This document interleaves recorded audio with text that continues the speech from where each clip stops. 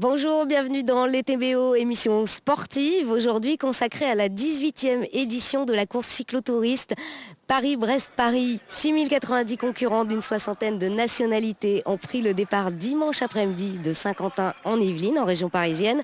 Ils doivent boucler cette course de 1200 km en moins de 90 heures. Nous sommes ici à la cité scolaire de Kérichen, au point de contrôle à Brest. Les premiers concurrents sont arrivés un peu avant midi ce lundi, avant de repartir aussitôt pour la capitale. On vous en parle dans un an.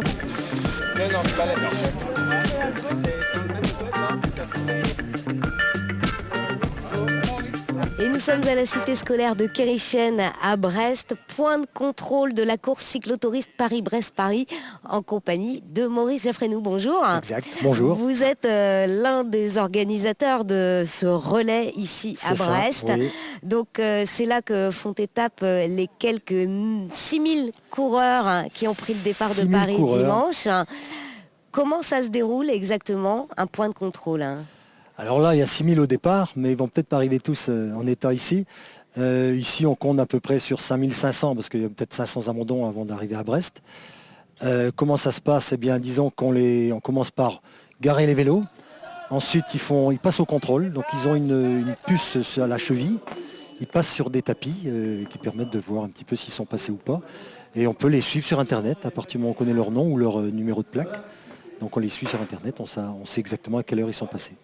Alors certains arrivent, repartent aussitôt, d'autres restent, prennent un peu le temps. Qu'est-ce que vous leur proposez ici? Alors ici, donc, pour ceux qui prennent leur temps, on leur propose bien sûr à manger. Donc on a un self bar et puis sandwich, restauration rapide. Et on a également des dortoirs. Donc ils dorment 3-4 heures en général. Donc ils tournent, on a 200 lits disponibles. Et on a des douches évidemment, douches, toilettes. Et on a également un vélociste qui se charge de la réparation des petits ennuis sur les vélos. Cette course a lieu tous les 4 ans. Tous les 4 ans. Quel est l'esprit de cette course qu'on appelle randonnée aujourd'hui? C'est une randonnée. C'était une course au départ. C'est une course qui date quand même. Ça commence à dater. C'est de 1891 quand même. Donc c'est pas tout jeune. Et ensuite, ça s'est transformé en randonnée, plutôt qu'être course et randonnée.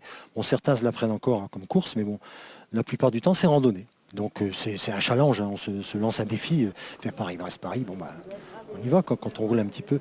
Comment ça se passe? On peut le boucler en combien de temps, le Paris-Brest-Paris? C'est à peu près quoi Alors, ça dépend comment on roule. Alors si on roule un peu rapidement, je dirais, un peu comme des fous, ils font en 45 heures. Ceux qui sont repartis à midi, là, ils vont faire en 45 heures. Autrement, le temps limite, c'est 90 heures. Donc au-delà de 90 heures, on n'a pas son brevet, on n'a pas sa médaille, parce que tout le monde a la même médaille, ça c'est certain. Et bon, temps raisonnable, disons dans les 70 heures, 80, c'est pas mal qu'on a le temps de voir venir. Donc certains se surpassent, mais il faut bien le rappeler, il n'y a rien à gagner. Il n'y a rien à gagner, c'est la gloire personnelle. C'est un défi qu'on se lance. Et c'est pour ça que beaucoup le refont, parce qu'ils ont eu tellement de plaisir à l'arrivée à Paris. Même déjà pour les Brestois, l'arrivée à Brest, c'est exceptionnel. Mais après, l'arrivée à Paris, on a des frissons. Et du coup, on a envie de le refaire. Le premier concurrent à être arrivé à Brest, donc avoir bouclé l'allée de ce Paris-Brest-Paris, a passé le point de contrôle à 11h37, il me semble. Voilà, c'est ça, oui. C'est un Allemand. Alors, ensuite est arrivé un groupe d'une trentaine de coureurs. Voilà, c'est ça, oui. Parmi ses concurrents, 2 Finistériens. Ah oui. C'est une fierté. Oui, bien sûr. Oui. Mais en général, ils sont toujours dans le paquet. Dans le paquet de tête, là, c'est Mich Magan qu'on connaît bien, et puis Yannick Rabot, là, qui roule très très bien. Eh bien, merci Maurice Jaffrenou. Et puis justement, nous avons rencontré Yannick Rabot lors de son arrivée. Comment ça s'est passé physiquement pour vous? Vous avez fait des pauses? Des pauses, non. c'est 3 minutes à chaque contrôle et ça repart. Avec la nourriture dans les poches et tout. Non, c'est pour ça c'est dur. Et la famille pour vous accueillir à Brest? Oui, les enfants, ma femme, et puis quelques amis. Ça redonne du courage là? Ouais, puis il fait beau ici, donc il y a du soleil. On craignait la pluie, mais il y a du soleil, c'est bien. Eh bien, bonne continuation. Merci bien.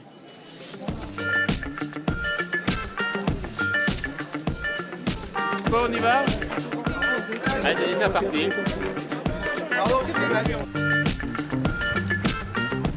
C'est la fin de cette émission à Brest. Sachez que les coureurs du Paris-Brest-Paris sont sur les routes jusqu'à jeudi. Soyez prudents donc. Et nous, on se retrouve demain. Ciao.